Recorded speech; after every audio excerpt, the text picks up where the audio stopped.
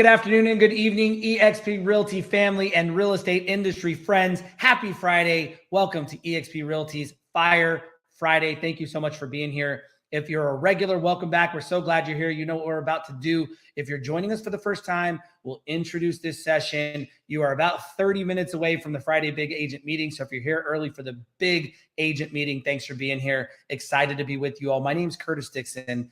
And the first thing that we're going to do, just to get your Friday morning rolling, is we're going to give you a chance to get your mindset moving in the right direction. So we like to start off with the mindset prompt of the day. If you are bold enough, brave enough, and you want to share with others, please use the eXp World chat box, use the YouTube comment box, and let us know how you would complete this prompt. Here it is. Something I value in my life right now more than I ever have is blank. Something I value right now in my life more than I ever have is what? Depending what season of life you're in, there is probably something that's just so much more present for you right now. It's so much more top of mind. It's on your heart a little bit more. And maybe at another time in your life, you heard others focus on that value, but you just weren't as focused. But now it means something huge to you. I know for me personally, if you've, listened to this show or followed me at all, it is health. I have not placed health at the center of my life. I haven't valued my own personal health and well-being above many other things at any point in my life, except for this new season that I'm in. So I'm happy to be in this new season, and I'm excited to see what it is that you value right now more in your life than you have in other times in your life. So that's your morning mindset prompt, everybody. I hope that gets you thinking and going in the right direction. I want to welcome you to the Connected podcast. We do this every single Friday. Connected is a safe space for you to embrace your power. And the way we help you embrace your power is we bring on amazing special guests that are powerful themselves, and they're going to bring you energy. They're going to bring you ideas, and we're going to have a conversation that's going to challenge you to think. Today's special guest is an amazing human being, a friend, and someone who I've personally coached with. He's been my leadership coach for a period of my life, and he's an author, he's a speaker, he's an executive coach, just an amazing friend, someone I value and appreciate. I want to welcome to the show my guy, Dave Ferguson. Dave, good morning and welcome. Hey, good morning, Kirtus. Thank you for being here, man.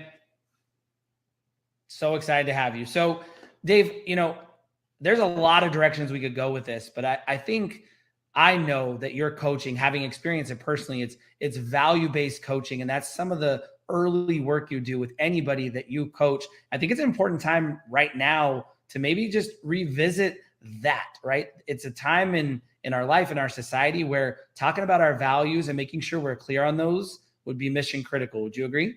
Absolutely. I mean, I loved your initial comment about values up front. I asked that prompt question, which was awesome. It made me even think, right? Right. And I came to an answer pretty quickly, but for some people it's a challenge because, we all have values, but very few people really spend time kind of really nailing down, what are my big values? And when you do that, right, as you know, because we did some of this in our coaching, is that when you really nail down your values, then you can plan out your life and your days and your schedule based on your values, regardless of what you do for a living. If you stay values based, and look, in challenging times, right? I love your humility around health being a big value for you. As you know, that's my foundation, and I build my values vertically on my health, right?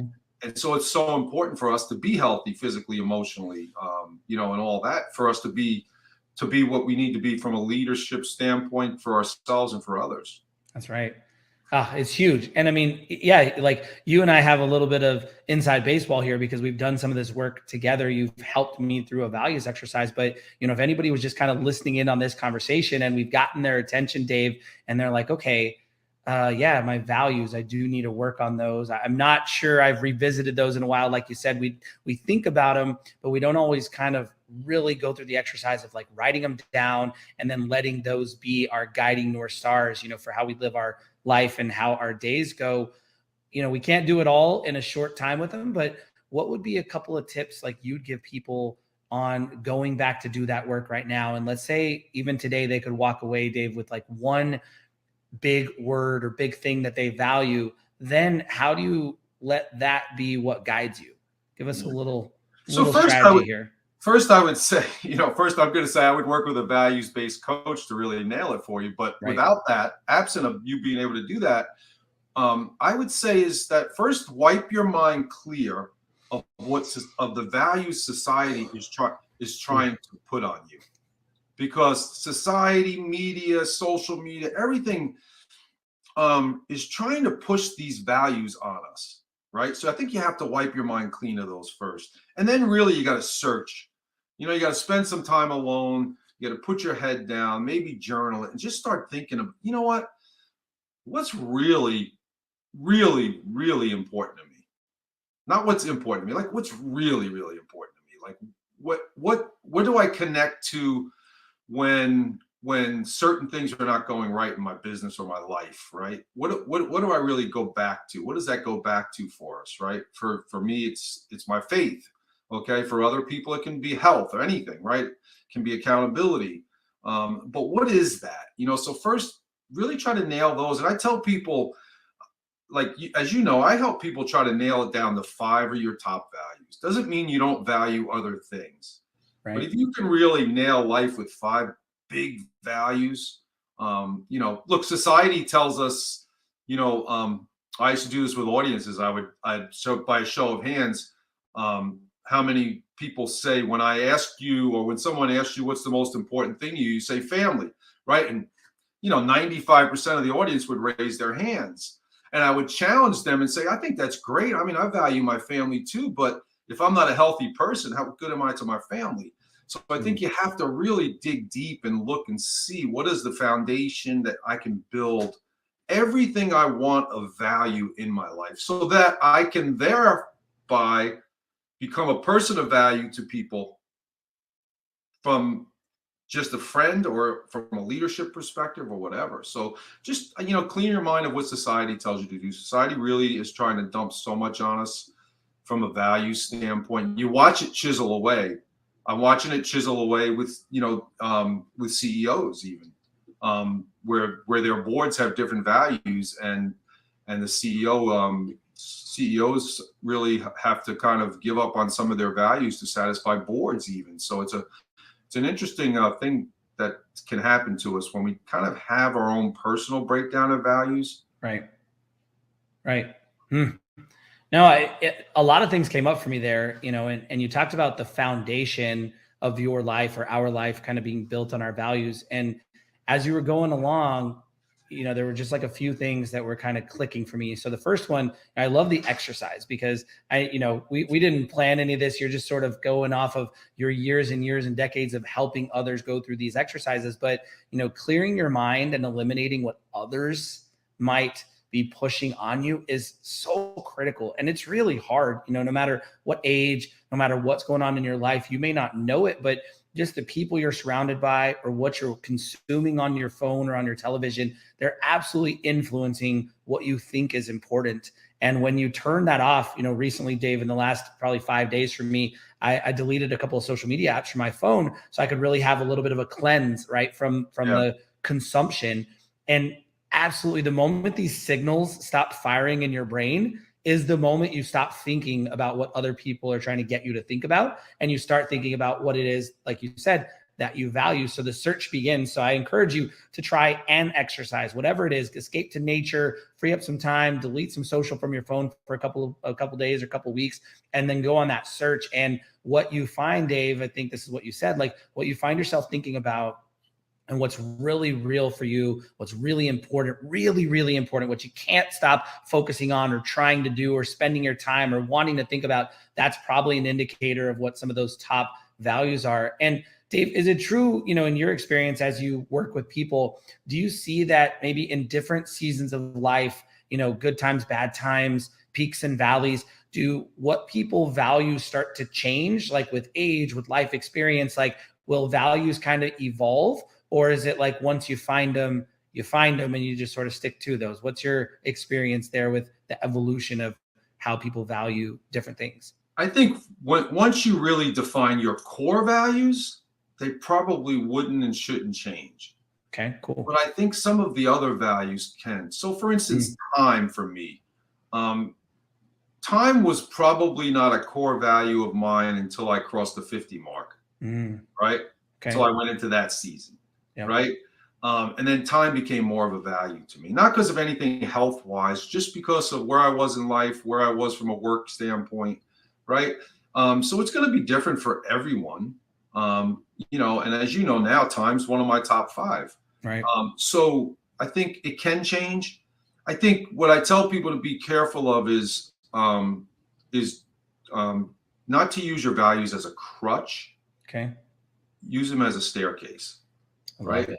So because a crutch we go back to lean on it, but if we use it as a staircase, we're building with that value every day, and we're accomplishing something towards that value every single day.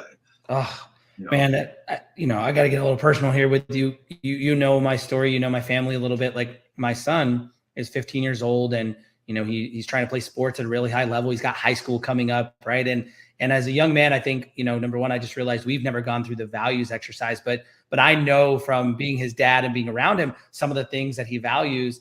And I think what you just said about not leaning on your values as a crutch, but instead using them as a staircase, that's such a big analogy because, I know being in my 40s that every step I've been taking for the last 20 years has been that staircase. It's gotten me one step closer to, the life I want and the relationships I want to have and the success I want to experience.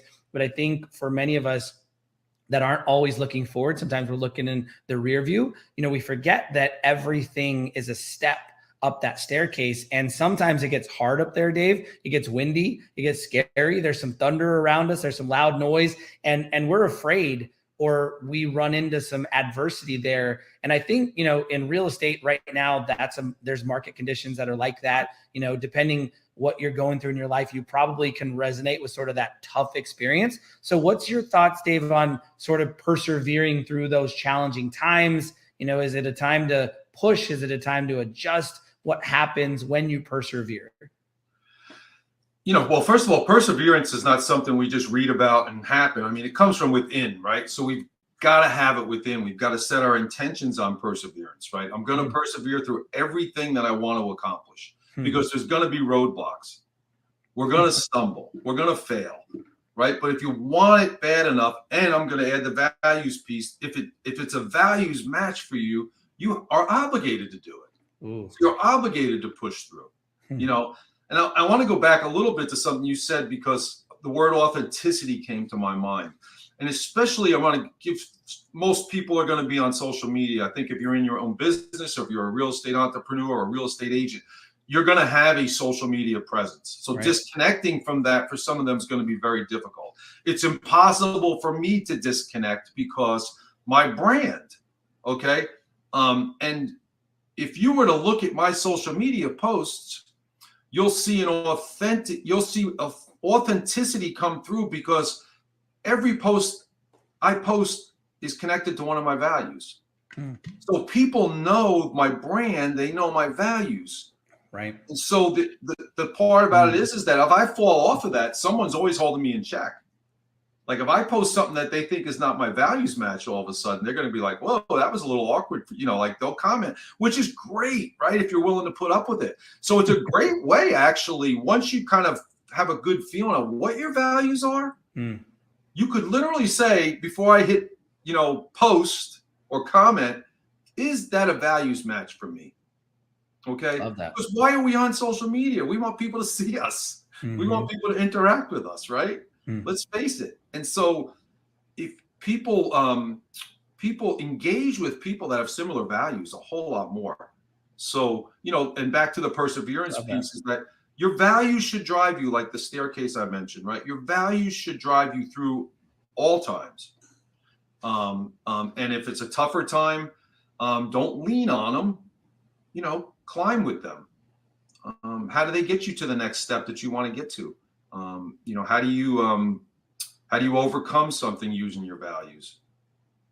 So Dave, I love that. And thank you. And you're right about the social media and the brand. I mean, that's an awesome little hack real quick that Dave just gave everybody is like, if you ever, and I am guilty, right? Like if you've ever struggled with what do I share online? What's my content?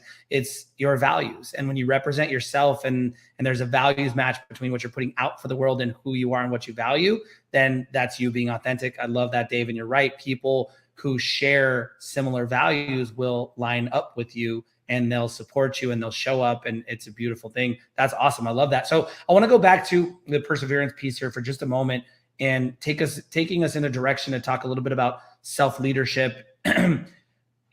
What does the other side of persevering through a tough time look like, Dave? You know, if people are out there and they haven't gone through very many cycles, you know, who's going to say they haven't? But if you can't remember the last cycle of tough in your life, but you're in one now, it absolutely gets better on the other side, right, Dave? It looks beautiful. The sun is shining. Things are good. But in the middle, it doesn't feel like that. Can you remind us what happens when we persevere in alignment with our values? What does it look like on the other side of difficult? Well, on the other side of it, it should feel better than when it felt that you were doing in good times, right? It really should. You know, once you fight through that pain and you do set the intention to persevere no matter what, boy, when you come out the other side, you've done it. Like you've done it, right? So you want to set your intention strong. But, you know, the other thing I always tell people is find someone that you have commonalities with who's been through the last cycle. Right? You know, find someone, a mentor, a coach, a friend, whatever. They've been through it already. And what did they do? You know, what did they do? Learn from them. Don't reinvent the wheel if you don't have to. You know, but, you know, we have a real estate audience here. And, you know, I've been a real estate investor for a long time, never a real estate agent. And I've coached a lot of real estate people and speak at real estate events and things like that. But, you know, the key is consistency, Kirtus. Consistency. Look, it's not rocket science, right? If we do certain things in this business and that business, regardless of the business, we know we can get a certain outcome. But we've got to get up every single day, day in, day out, and be consistent in our actions. And don't quit. When we hit a roadblock, don't quit and hide. Don't put our head down. I love it. So you're laying out the blueprint, right? And every not every time, but a lot of times on this show, Dave, you know, we end up hearing a consistent message, right? Because powerful energy, powerful achievement, powerful results, powerful transformation typically comes from self-leadership, right? And as we evolve in the direction we want to go, then we become even more equipped to lead others and have others follow us. So I know you're big on leadership. That's a bulk of your coaching. And I know you coach executives to lead other people, but I also know you help people lead themselves. So people out there right now looking to be a better version of themselves, Dave, you've already talked about consistency. What are some of the other things you talk about and would encourage people to start to think about, adopt, and believe in relative to leading themselves better? Well, like a good coach, I want to start with a good question for them to ask themselves, right? Fair enough. I can't ask it for them, ask it to them. I would say when people look at you, do they perceive that you're leading yourself well? Right? Yeah. Do people perceive, right? Because as you know, in a lot of my programs, it's not how we see ourselves as a leader. It's how people see us. Because if we want followers, it's not what we think we are, right? It's who they think and hope we are. Wow. And it's a different perspective. It's a completely different perspective. So knowing thyself first, right? How would I look? How do I look from a leadership perspective to people? Do I look like I'm leading myself well? Do I look like I'm leading others well? Is as you know, do people recognize that leadership is a priority in my life? And you notice I didn't say business. Do people recognize leadership as a priority in my life? Because if they want some of that and they want a person like that in their life, then they're going to start following you. So now you're setting an example. So you have an obligation. Once you start setting that obligation, you know, once you start setting that example, and you now have an obligation to lead yourself well so that you can lead others well. So leadership doesn't come without obligation. Wow. That's a lot to think about. That's big. Okay. So leadership comes with obligation. Would people perceive me as someone leading myself well? What are, let's use you as an example because you've studied so many leaders and worked with so many leaders.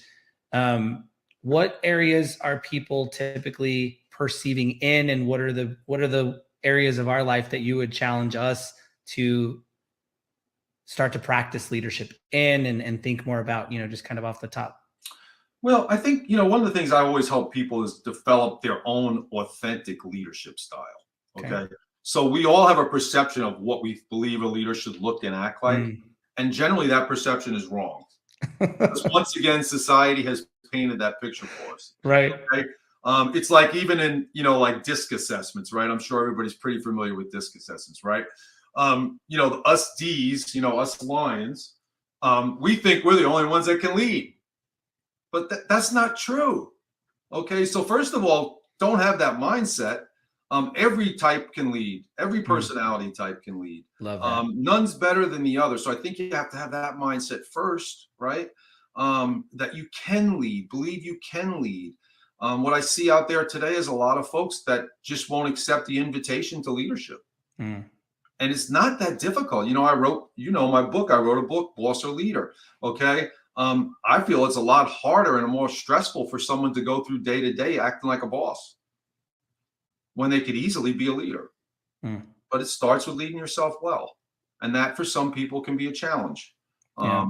But I'll go back to values. If you're living out your values, and you're sharing your values and you're helping people genuinely from the heart, they're going to want to be around you. They're going to want to follow you, Yeah. and so make it easy on yourself. Don't make it difficult. Leadership doesn't have to be difficult. Does it come with obligation? Of course it does, but all good things do. Man, I hope, Dave, I really hope everybody out there is listening and having some sort of realization right now about themselves, and just realizing that believing in yourself as a leader, and hearing what Dave said, because it's true from years of him experiencing it and knowing others. He literally wrote the book on it. Like, it's so much easier to actually be a leader than it is to be a boss and manage and tell people what to do, but instead to show up authentically, bring your unique self and your unique style to people and situations that need you and want you. It's so true. And some of these breakthroughs, Dave, I think they live behind some limiting beliefs for a lot of us, again, that might have been programmed in childhood, might have been programmed through school or sports or business, right? That we are not that because we don't look like some picture, or we don't sound or act like other people that we perceive to be leaders, but that instead every single one of us, from where we are as who we are already positioned to be leaders. But you keep talking about starting with self-leadership, and I'm going to, I want to give everybody at least one, maybe like first starting point, right? So if they just had that little breakthrough, like, wait a minute, okay, I am a leader. Like, I lead in my real estate business. I lead in my family. I lead in all these other places. I lead myself. I'm a leader, but they want something to go work on, right? Because like a lot of times leaders and their values, right? They're trying to make progress. They're pushing in some direction. Maybe they value happiness or health or family or wealth or legacy or whatever it is they're valuing. You've told us how to think now. What's the go do? What do I go do? Well, as you know, I named my company Living to Lead, and I'm not sure if you know how I named it, but I remember I did it because I remember the old quote or comment out there about eating, Okay. right? Where people live to eat or you eat to live. Okay. Right. And so I said a lot of people would show up to work and be in a leadership position, and that would be the only place they'd lead. Okay. But that should not be the case. Leadership should be your lifestyle. So you should lead in everything you do. Okay. And just because you're a leader doesn't mean you always have to be in charge, right? You can lead across with others. So I think, having that mindset should ease up your thoughts about how difficult it is to lead people. Look, anything with people is challenging, right? Anything with people is challenging. So I think that once people can get that perspective and that mindset, it's going to be a lot easier for them. Yeah. To lead themselves well, right? And start small. Read something on leadership. Read a simple book on leadership. Read some leadership quotes. Yep.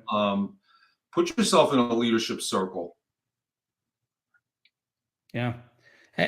I like that you went to the start small, because again, I think this subject and this topic, and I know from personal experience too, for me, like in certain areas of my life, it does feel like maybe I'm not leading or not leading myself well. And so once you realize that, back to the beginning where we started, Dave, like once you're searching, when you're searching and you've got that blank mind and all of a sudden something pops in and you're like, wait, this is an area of my life where I'd like to lead myself better. Like that awareness kicks in.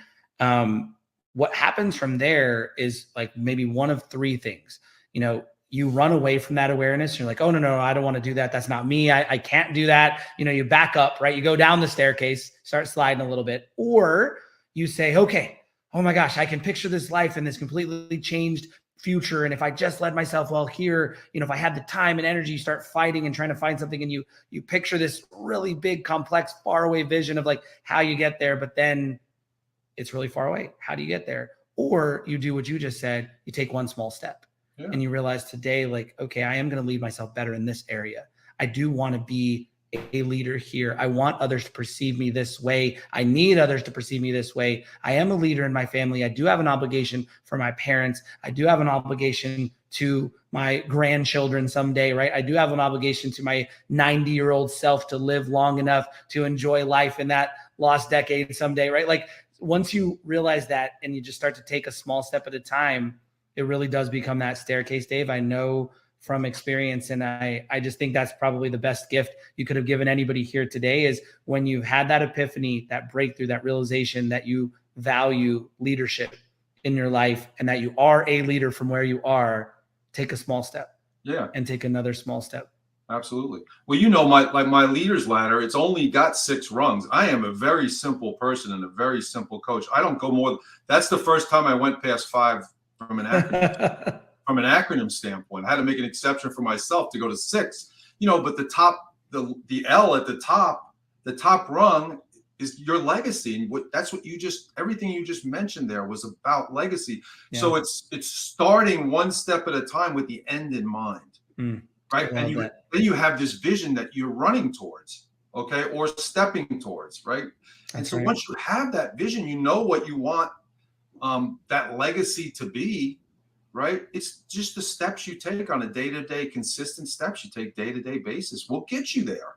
Will you once in a while maybe feel like taking a step back? Well, that's when the perseverance has got to kick in, when you got to remind yourself. That's when the daily affirmations that we need to tell ourselves help us. All of those things combined to create a winning solution for you if you're willing to just put in some work.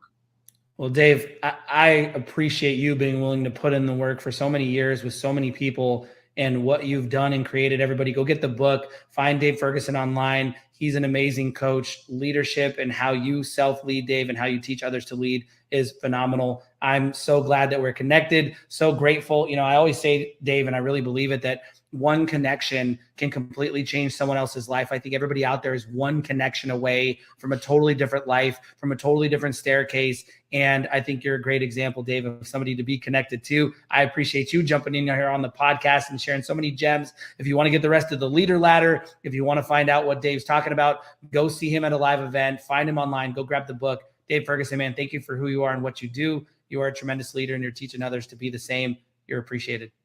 Thank you very much for having me. I enjoyed it. Good seeing you. It's been a pleasure. Thanks for being on the Connected Podcast, everybody. You've got the big agent meeting kicking off here in just a couple of minutes. We'll see you next Friday on Connected.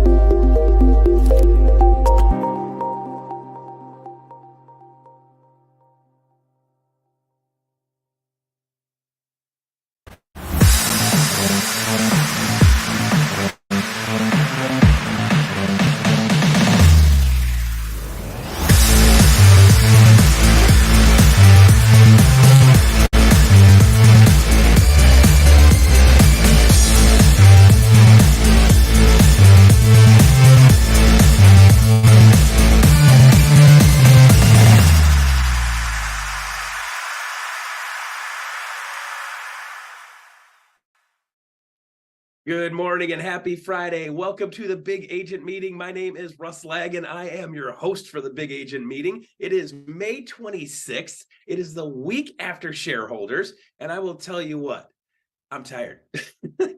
I'm still working on getting my voice back from the week that we had at shareholders. We had Wednesday, Thursday, Friday, Saturday, ended at Universal Studios, Islands of Adventure. We had the whole place rented out. I don't know if you guys saw the stuff on Facebook or the stuff on social media from that. Man, what a push that was. Tons of fun, having a great time with all of our EX peeps out there in Universal Studios.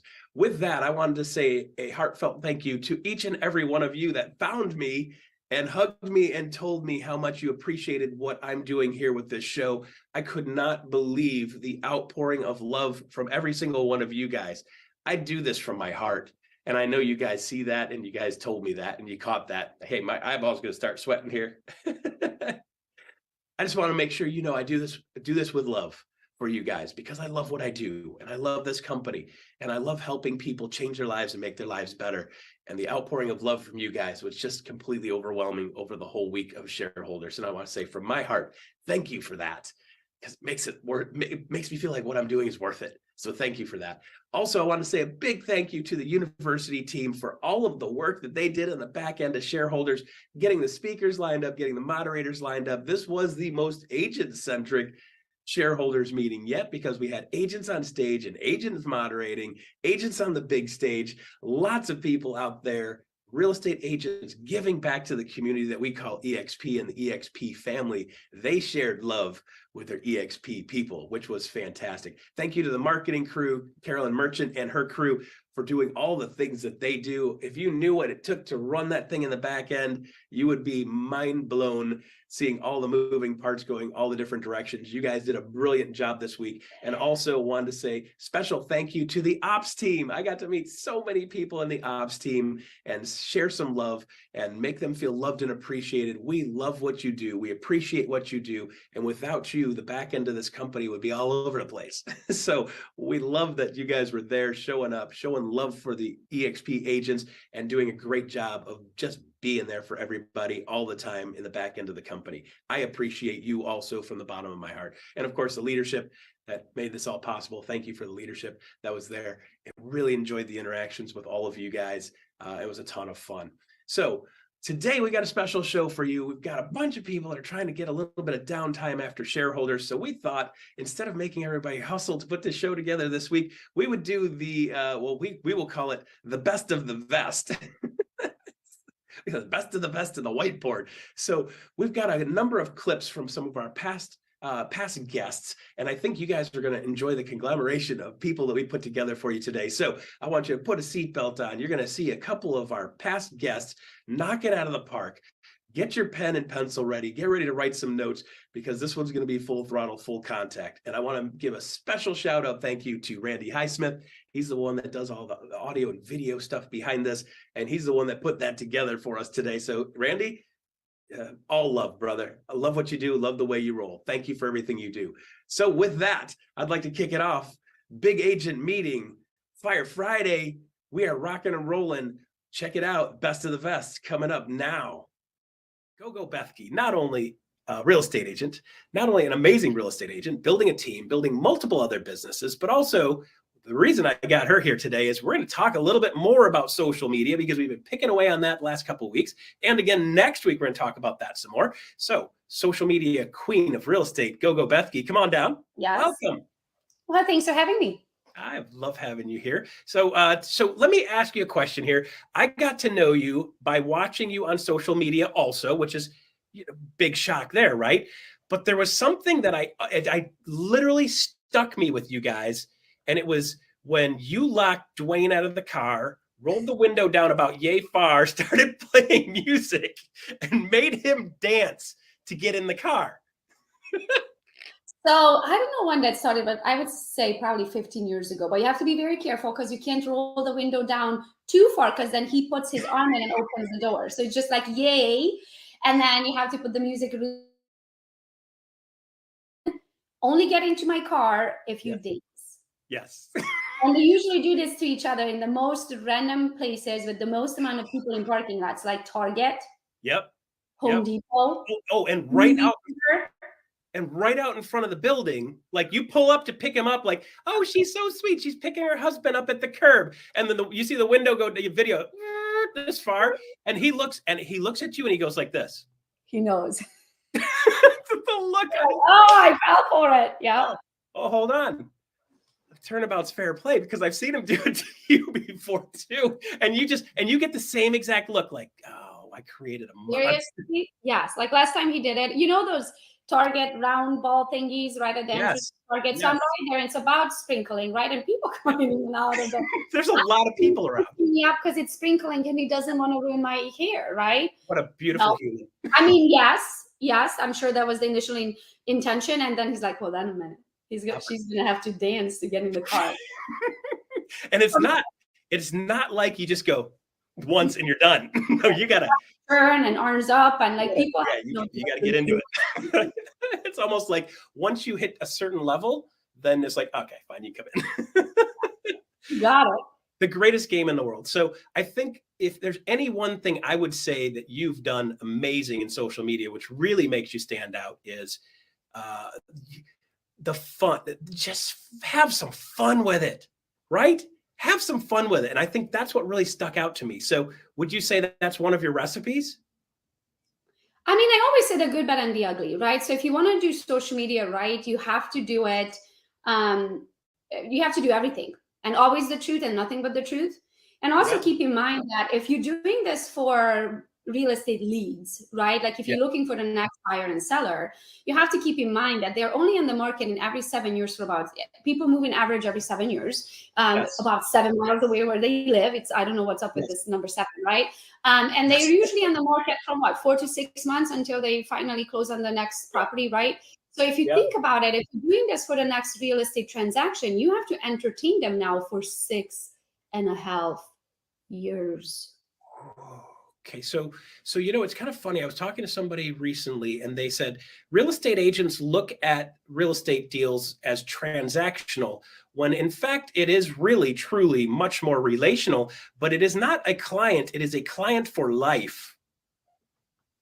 Right? So you have to start thinking of it as customer and client for life because you're 7 years between buys. What do you do between that? Just ignore them and hope you catch the time right? You got to stay there the whole time. And social media is brilliant at staying in contact and staying top of mind. So I love that. I love that part. Brilliant. I like to say, I don't sell real estate. I sell myself and my services constantly for 7 years. So they don't have a chance to forget it. So think of it this way. Do you think people think about you? No, they don't freaking think about you, right? No, everybody has their life and they're going on with their life. What I'm trying to be, nobody woke. I don't know if anybody woke up today and was like, I wonder what Gogo's doing right now. Like, nobody does, right? Well, you more so than me. I mean, they might be like, hey, I wonder what vest Russ is wearing today, but I'll post a picture. Our job is to stay top of mind. So what I'm trying to say that they're not going to read every post you do. They're not going to watch every video you make. They're not going to comment. They're not going to like it. But here's what you need to do. You need to be an option. You need to stay on the top of their mind. And you need the best marketer wins. Actually, write this down because this is probably the most important sentence today. The best marketer wins. So what you want to do is you are going to take a phone, right? Like imagine when you are like just cruising the internet in the middle of the night, you have like you're doing this one eye open, trying to fall asleep, right? When they're doing the same thing, when they're cruising the internet right there and you pop up, right? You're just going to be in their feed. They might not even click it. They might not even watch it. They might not even read your caption that you spent 15 minutes typing up, right? But what's going to happen is in their mind is going to be like, oh, there's a Gogo chick again. She probably sold another house. Oh, there's Gogo. She probably whatever, did this or that, right? So your job is to make them remember who you are. I don't know the exact stats, but I think NAR said something like 80 to 85% of the people who close with the realtor, which they all close with the realtor, well, not all, most, will forget the realtor's name within 2 years. Yes. But so if 8 people out of 10 people that you worked with 2 years ago, so however many closings you had 2 years ago, let's say you had 20 closings, right? 80% is going to forget you. That's like 16 people. 16 out of the 20 is going to forget your name. So my job is just to know, they need to know my name and they need to know what I'm doing. Because if they know my name, they can freaking Google me. Yep. And I am everywhere. I'm on TikTok, on YouTube, on Instagram, on Facebook. I have my .com, my .work. I have gogosrealestateteam.com, gogosrealestate.com, gogobethke.com, gogosbootcamp.com. You name it, I have it, right? So that's, I guess, the other thing maybe you want to write down. You need to own your .com. Whatever your brand is, you have to own your .com because you need to be Googleable. Yes. So there's a lot of people here that are like, yes. And there's people like me in the background. I do know now, but I would have to ask this question a lot because I'm not super tech smart. It's a challenge for me. I struggle with it. I do enough of it, but I don't love it. It's not my wheel. Let me tell you. Here's what you do. Go on GoDaddy.com. That's what I'm asking. GoDaddy.com. GoDaddy.com. And up on the bar in top, it's going to say search for a domain. A domain is a website that you want to own. Now you can own a website in .io, .com, .co, .us, .team, .whatever, group, .whatever. .com is the one that you must have. That's the most trustworthy. People will trust a .com versus a .us, right? So if there is a chance for you to own your .com, you need to own your .com. Now, here's the best tip that I can give you. Buy your children's name .com now. You don't know if your child is going to be the next Tom Brady. That is brilliant. That's brilliant. So while you're at it, it's going to cost you like $11.99 a year to own their name. But 18 years from now, they're going to thank you for it because here's what's going to happen. If your child's going to, or whatever, if you grow a business, like here's another thing. My son walks up to me. He must have been like 8 years old and he's 60 now. And he goes, Mom, can you buy Beast Foods? And I'm like, oh, okay, sure. I'll go buy beastfoods.com, right? Okay. So I buy beastfoods.com, and guess what? Today is worth thousands and thousands of dollars, and I can sell it for. Wow. And that is it could be his car payment. He just turned 16. It could be his college fund if he decides to go to college, even though he told me, here's what he said. He goes, Mom, you didn't go to college and you're doing just fine. I was like, oh, I can't. How do I fight that one? Yeah. I got nothing. I didn't go to college and I did just fine. Yeah. If he's willing to work, that's the difference. If he's willing to work hard and work smart and surround himself with other entrepreneurs, you find something. Like, heck, there's more money being made in trades right now than there are. Like, you go to a college degree you can make way more money as a plumber and electrician right now. There's nothing wrong with that. But I love the fact that you said getyourkids.com, getyourkidsname.com. So if they grow up and they're good, you give it to them when they turn 18. If your kids grow up and they're driving you nuts, you sell it to them. Exactly. And that's the other thing, right? So you want to look at, I joke when I do this presentation all the time, I say, hey, you can go to GoDaddy and buy your own .com, or I will sell it to you for tens of thousands of dollars. Totally. Absolutely. I don't know how many, tens and tens and tens, if not hundreds of different, I own every version of my name that you can think of. And you should own every version of your name, right? Think of future things. Think about a book that you're going to create. Think about a coaching course that you're going to create, right? Think about those things that it's inside of your soul and you know you need to do it. Maybe not right now, but if you don't buy it right now, somebody else will own it by the time you come up for air, right? And it's going to be too late. So go online, go on GoDaddy.com, buy your .coms, and thank me later. Okay, beautiful, brilliant. Okay, so let's drop right into social media. So give me some parameters because everybody's got a little different take, which is why I'm talking to multiple people about this.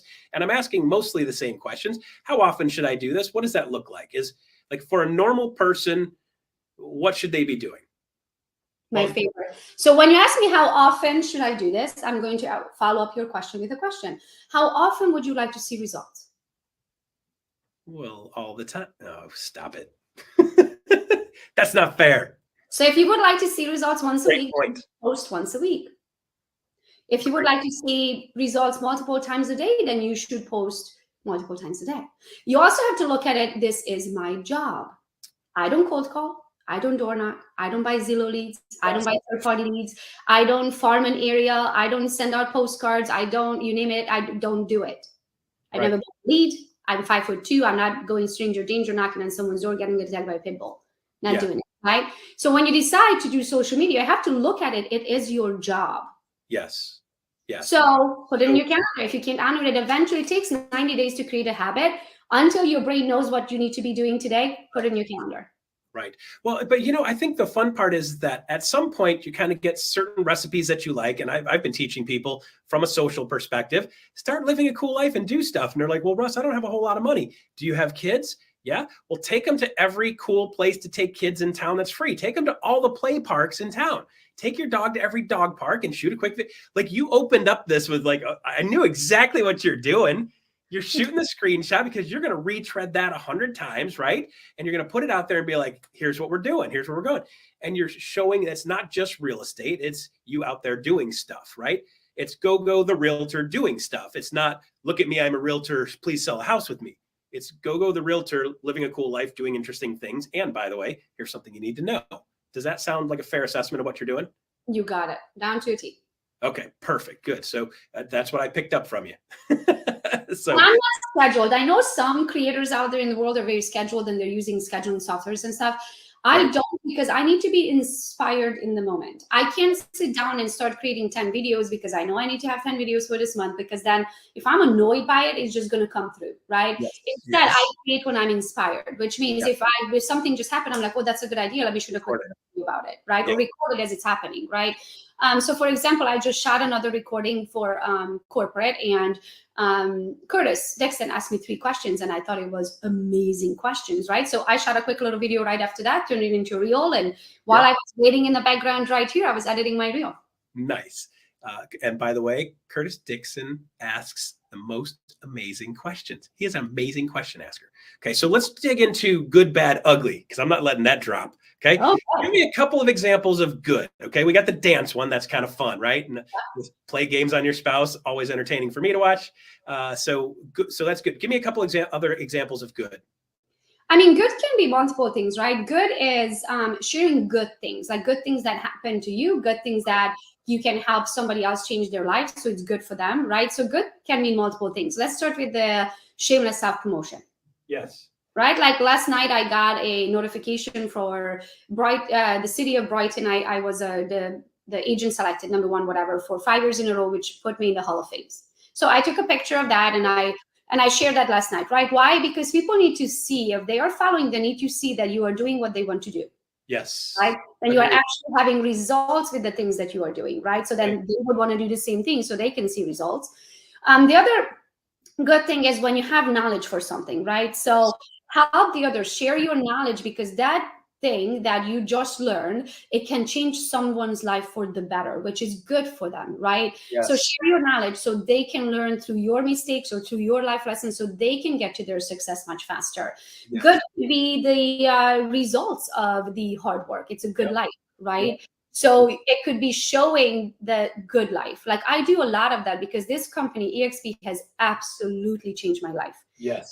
I would not be where I'm at today if it wasn't for joining EXP 4.5 years ago. It was the best business decision I've ever done, right? So good things came of that, which is the ability to have financial freedom, the ability to have location freedom. Even though I'm licensed in Michigan and I have a team in Michigan, we live in the Tampa area in Florida. Yeah. It's time freedom. It's, all of those things. So you need to show that this company can also change their lives by showing them the good life that it gave you. You are amazing. Thank you for everything you do. Thanks for really giving your knowledge. Appreciate it a bunch. Have a good one. All right, go Bethke. There you go. All right, so coming up next, AI guy. Hey, he's not really an AI guy, I don't think, although he did have some AI pictures that were slightly alarming and funny and interesting. Nick Baldwin is co-founder of Lab Coat Agents. He is an EXP agent. He has been doing a couple of different podcasts recently. I know a hot topic is AI. Nick Baldwin, come on in, jump down here. Let's have some fun with this. So where do you come from? Who are you? Give everybody. So my name is Nick Baldwin. I come from New Jersey. I currently reside in the great state of Michigan. So you and I are neighbors, depending on the season. Yes. I've been a real estate agent for almost 20 years. Man, that is a long time now that I think about it.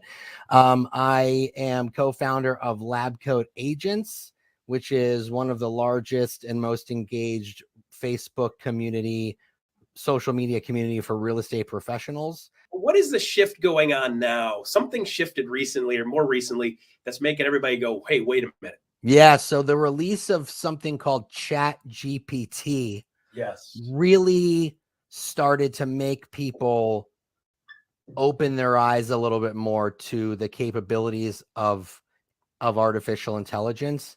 If you've never used ChatGPT, just go and look it up, Google it, and sign up for an account and start using it. Like if ChatGPT will only take your job from you if you don't understand how to use it and how to master it in your business. So like, for example, let's say you're a real estate agent, well, which you are because you're watching this.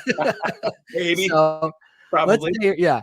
So you're a real estate agent, wants to run a Facebook campaign or a social media campaign, but you really want to tap into like, pain points of first-time buyers, right? So you go to ChatGPT and you say, tell me the pain. I want to create a Facebook campaign. What are the pain points of first-time buyers when it comes to, different topics? Like, for example, when it comes to what they're looking for in a house, what concerns they have, what new trends are important to them, where they want to live, things like that. So asking ChatGPT to tell you those things and then give you a brief description of what those things are. So it will tell you, okay, first-time buyers worry about this, and this. They are interested in this, and this. Yeah. What's important to them in a home is, A, B, C, D. So you can, and this is a very basic level. You can get much deeper with it, right? But you can ask ChatGPT to basically create a social media campaign for you using real data and research. Yes, you can go and Google it, but it's going to take it's going to be much longer of a process.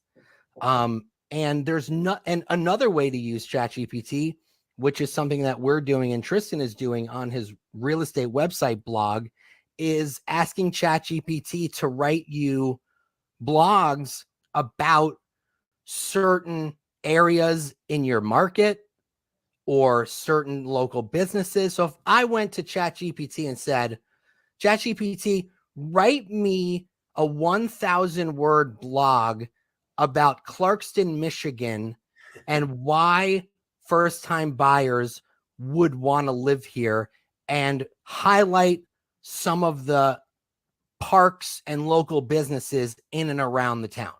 It will literally write me that with tons of Google juice and put it on your blog and watch the SEO start to happen. This is the kind of stuff that is really going to help us leverage our business. Okay, so let's go backwards. Okay, so you know more about this than I do by a mile, and you started off with just Google ChatGPT. So let's get clear for those people that are going to say, and every once in a while somebody will say, Russ, I appreciate you're asking the questions that I'm scared to ask. The actual website is chat.openai.com. Okay, so chat.openai.com. Okay. So that's the actual website for what most people will normally call ChatGPT or ChatGPT 4.0, right? Okay. So a couple quick questions about this. Okay. So this is a website. So I go on the website. Is there a cost for this? It's 100% free. However, they do have a premium version. I don't really recommend it, but it is free. Okay, so for the normal use of what you and I are going to do and use it for the most part, it is free, which, by the way, that's really freaking weird. Yeah. Like, this tool is amazing and incredible and way above and beyond everything else. And they're open AI, right? And their whole thing is like, we want to make sure the world has access to something and everybody has open access to it, which is phenomenal and interesting and strange way to do business in some ways, right? It's very, very strange. So that's ChatGPT. So now they're on version 4.0. So you've seen like the ones and the twos and the threes, but when they kick up into the 4.0 version, this is where they have, what do they call those? Not the restrictions. What do they call those things? Parameters, right? Mm-hmm. They went from a couple million parameters to what? 170 trillion parameters. They've got 170 trillion, which that number doesn't even make sense to my brain. My hair would fall out if I thought about it. Oh, wait a minute, too late. And 170. Well, you found a parameter the other day when you went and asked it for the winning lottery numbers. Yeah. So Nick and I had a quick chat with Nick about what we're going to talk about today. And I said, well, the first thing I asked is, what stock should I pick? Yeah. That was a good question, right? Great question. And it came back with, sorry, we don't give financial advice. And then the second one was, what are the winning lottery numbers for Thursday? So Can you imagine? I was kind of being silly and funny, but at the same time, wouldn't that have been great if it spit them out? So funny. Like, don't tell anybody. So, like, these are the kind of weird anomalies. And there are some things going on in Chat GPT right now, and some responses that are coming back that don't make any sense, right? And this is where it's getting strange because they just it's interesting because you can help make Chat GPT smarter by having conversations with it. Yeah. Like it can, it knows, it understands that you're having a conversation if you decide to do that. Yeah. But what I would start doing this is what I would start using some Chat GPT for as well. Like, okay, for example, video is something that a lot of us don't tap into yet for whatever reason. We're nervous. We have stage fright. But really, the number one reason why we don't tap into video is because we don't know what to create video around. Yes, agreed. So there's a couple things you could do. Hey, Chat, you don't have to say, hey, Chat GPT. I'm just saying. Hey, Siri. Hey, what's up, Chat GPT? Chilling. Be the response to that. Yeah, I would say, give me 10 video. Oops, I think I activated your Siri. You did. Mine's in airplane mode too, which is great. Thanks. Give me 10 video topic ideas for real estate agents to post on social media, right? Okay. So it'll give you those topics, or you could say, I want to create a video about local parks in Anytown, USA. Okay. Write me a script for an Instagram video about this topic. Okay. So let's stop here for a second. Okay. So, I typically would say, I was being a smart aleck with Chat GPT, and I think I might have been bested. But with that being said, I think what I originally thought I would do is I would just go in and Google something, for lack of a better word. I'm going to treat it like Google, when in fact, the interesting part about Chat GPT and the way you're scripting this and the way you're scripting this question, right? You're not just saying, find me 10 cool parks, right? It's not Chat GPT isn't a 2 or 3 or 4 word, 5 word search. It's literally, you can ask it for a certain flavor. You can tell it and kind of ask it to create a certain flavor for you, right? You could ask it, create a fun post for me for social media about Livonia, Michigan, right?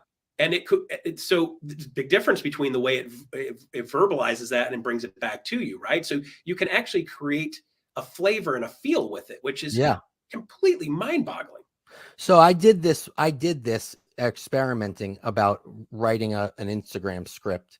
Okay. And what it does is it actually will write a full-on script for you with descriptive aspects of it. So it will say, open on a park with people playing Frisbee.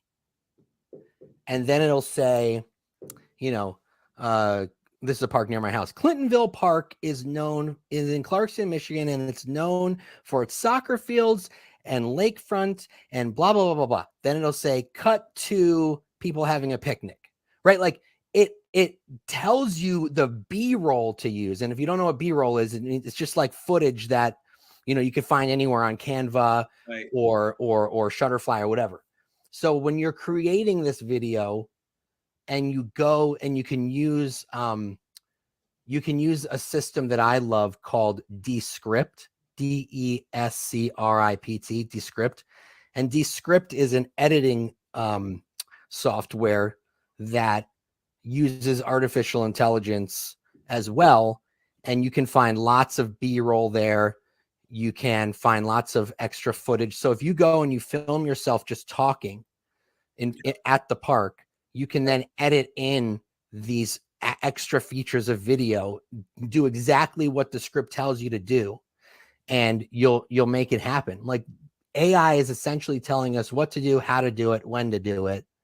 and it's a pretty awesome experience once you get into it. And like I said, like it's only going to take your job if you don't master it, if you don't understand it. Yeah. Right. Like AI is not here to replace anybody, but if you don't understand how it works, it can very well replace you. So understand how it works and play with it and understand it and master it, because it's really not that difficult to understand. Right. You know? So let me ask you a question. If I wanted to create a video about, like, hey, I've got a house. Okay, we're real estate, right? I want to create a video about a house. If I put together a bunch of the pictures of the house, and then can I drop those pictures into Descript and then have them or Chat GPT and have them make? Yeah, you can upload any amount of videos to Descript and edit it together, and you don't have to use B-roll footage. You can use your own footage. You can also create captions, because when you upload the video to Descript, it listens to the audio and creates the captions for you. If you decide to do that, it puts the script on one side and the video on the other side. Then you can create reels, stories, Instagram posts, Facebook videos, YouTube length videos. There's also another system that I love for video called Okay, here it is. vidyo.ai, vidyo.ai. So like video. vidyo.ai. And that one is pretty sweet. Like if you upload a video like that you created, it will then identify scenes within the video for you. Yes. And so it will, like, let's say you upload a 10-minute video. There you go. And you want to create a reel for Instagram, but you don't know how to edit anything. Yeah. It will identify like 30 to 60 second quote scenes. Right. And create those different pieces of media for you with different templates. Nice. Okay. So here's me, right? I do video and I'm pretty good at editing. Like I can take the back and the front off, and that's about it. Right. Like this takes the middle for you. Yeah. This will even take the middle for you. Like if you just want to show the people playing Frisbee at the park, it will identify that for you and create a reel with captions and a template. And all you got to do is click download and upload to Instagram, and you're done. It's literally like, a 5-minute process. I mean, this stuff is so cool and smart. Okay, so let's go into real traction items for real estate agents. So they're having a conversation with a buyer. They're doing a Zoom with a buyer, talking through whatever. They could record that for the buyer, and then they could take a bunch of little chunks of that out, drop it into vidyo.ai, break it into 10 or 15 chunks, and then they could have little tiny videos that they could drop out to other buyers. Like, hey, here's something that applies to you. Go. So you can actually take 10, 15, 20-minute consultation, break it into the 10 or 15 parts, and you could have that to load in your YouTube channel. You could have like 10 steps to buying a home. Right. Upload that video to Vidyo. Yes. And then it will create 10 different short snippets for you that you can upload to Instagram or TikTok with barely editing a thing.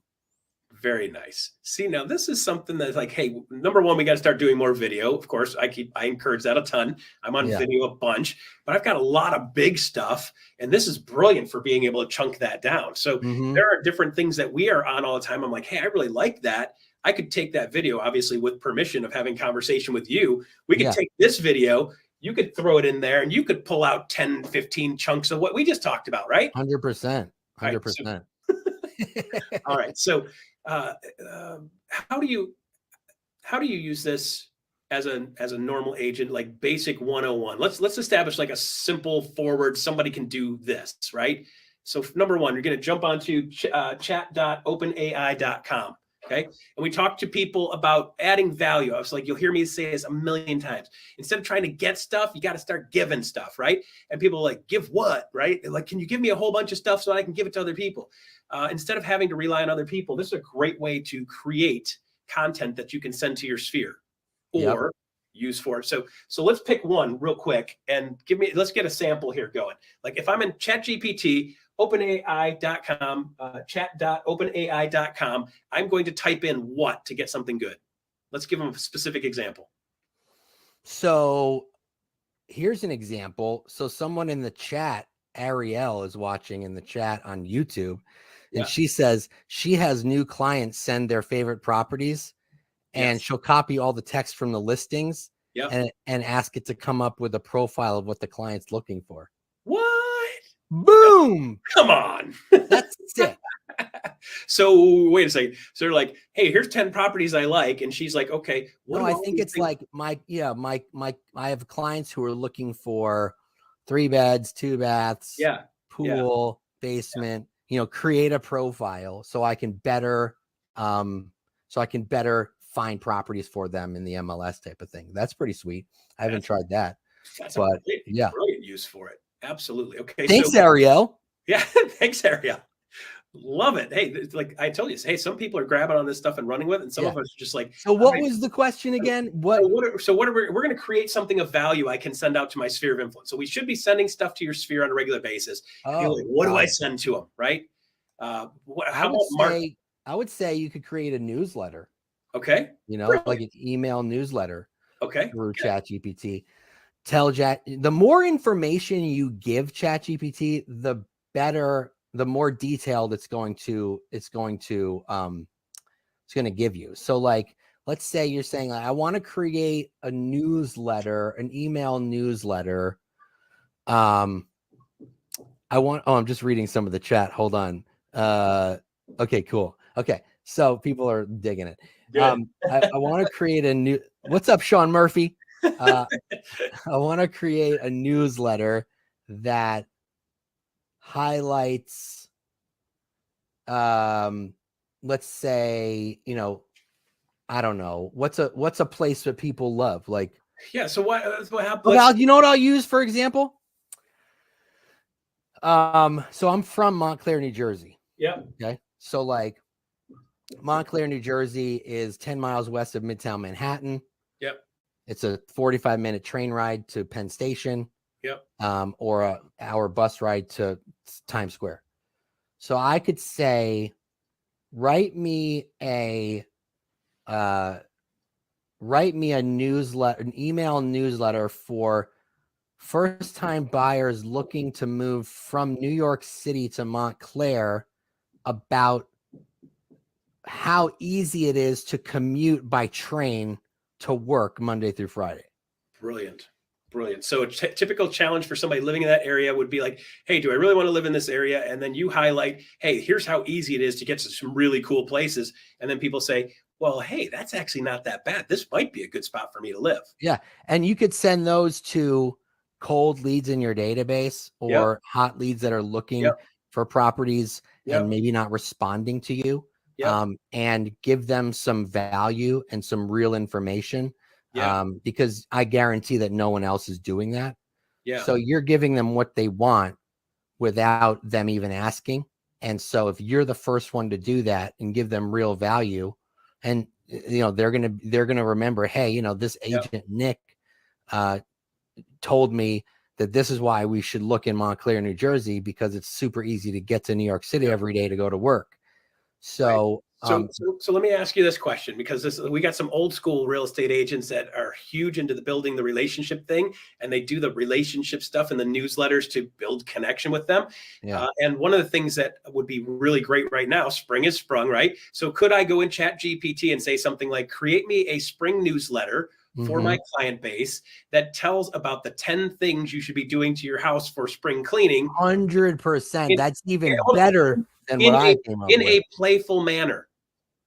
Oh yeah, you could say in a playful tone with jokes. There you go, right? Or you can even can you write a newsletter telling about 10 things you should be doing in spring in Oprah's voice?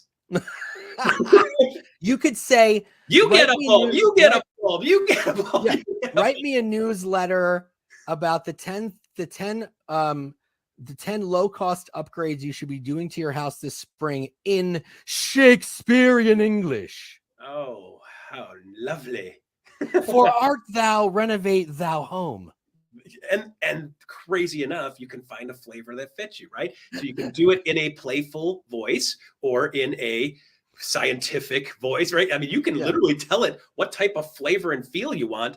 People are like, well, Russ, I just don't want it to sound canned. I want it to sound like it's for me. You can, right? Like find somebody that sounds like you and use them, right? Totally. So the fun part is like the uses are endless. But like, let's build a really short plan. We got like 4 minutes left here. Yeah, a really short plan. You said, get really good at this. So start to master this. How often should I be touching this? And how much should I touch this to get up to competence? Like, should I be doing this 2 hours a week, 3 hours a week? Like, 2 I hours play a with day? ChatGPT like for like 15 minutes a day, just kind of asking it random questions and getting more detailed. I also follow on Instagram a good amount of ChatGPT profiles. Like there's a lot of influencers now that are creating some great content around ChatGPT and what it can do, because it can also help you with creating social media content and growing your follower count. If you use Canva has integrated with ChatGPT, so you can ask Canva to create you some beautiful images.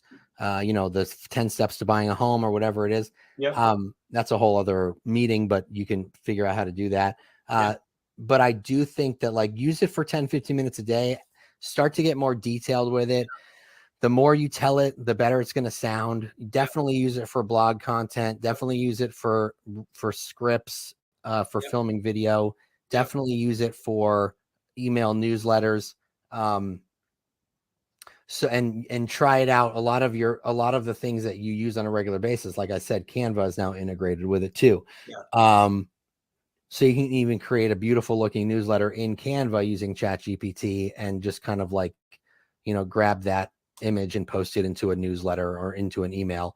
But just play with it for like 10, 15 minutes a day and just start to ask it. And I just figured it out. Like, just start to ask it, get more detailed with it. Just be silly.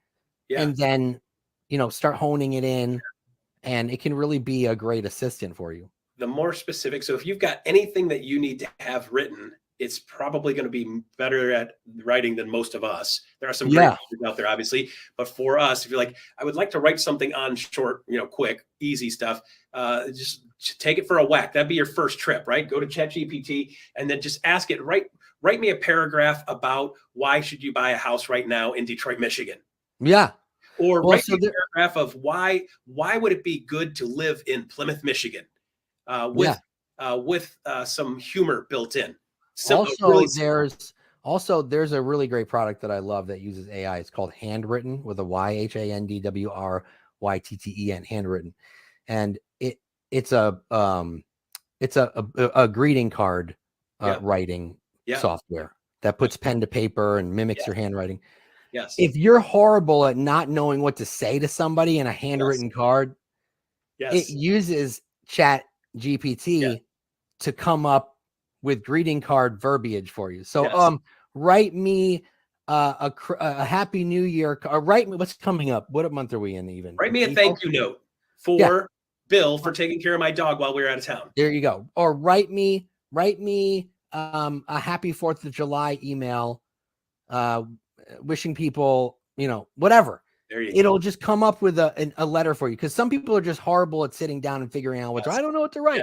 So a lot of the things that you're using now integrate with this stuff. So it's all over the different pieces of tech that you use on a regular basis. And it will definitely help you and help you become more efficient and save you a lot of time and save you a lot of money. So just wanted to throw that in there. Yeah, so beautiful. So that is fantastic. So Nick, I really appreciate your time here. I love that we got I know some people are going, you got to ask him about this. I'm like, well, somebody said, I wonder if high school and college kids use this for writing papers. So what I actually heard was that a lot of colleges now are switching over to oral presentations. Yes. As opposed to written works. But, here's the crazy thing about ChatGPT. If you ask it for footnotes, it'll give them to you. So I'm not saying if you have a kid in college, they should use it. Yes. And show me the sources. By the way, there is a technology that's been developed, and I just read this yesterday. Technology is developed that can actually detect if something. Yes, I heard about that. So you got So I yeah, heard so about hey, that. kids out there, good luck. You got to, for every system built, somebody's trying to bend the rules, right? And then there's other Totally. people trying to catch the people bending the rules. It's always the way of things. And by the way, there's a lot of commerce in that. Oh yeah, for sure. All right, Nick, thanks for your time. Thanks, dude. Where do we find you? Follow you on Facebook. I know you're on Facebook a bunch. I know you got a bunch of stuff with Lab. Yeah, popping I up love there. it. I'm on Facebook. Just look for Nick Baldwin. I'm on Instagram, Nick Baldwin _79, Nick Baldwin _79. Hope you guys follow me. I'll follow you back. Nick, thank you for your time. I got to grab the next one. And